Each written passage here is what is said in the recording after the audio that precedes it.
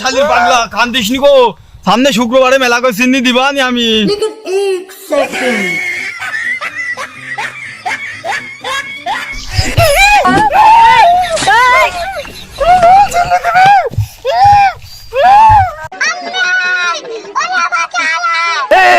তোরা বন্ধা বন্ধু করছিস কা? এদিকে এদিকে দিয়ে উঠাই উঠাই।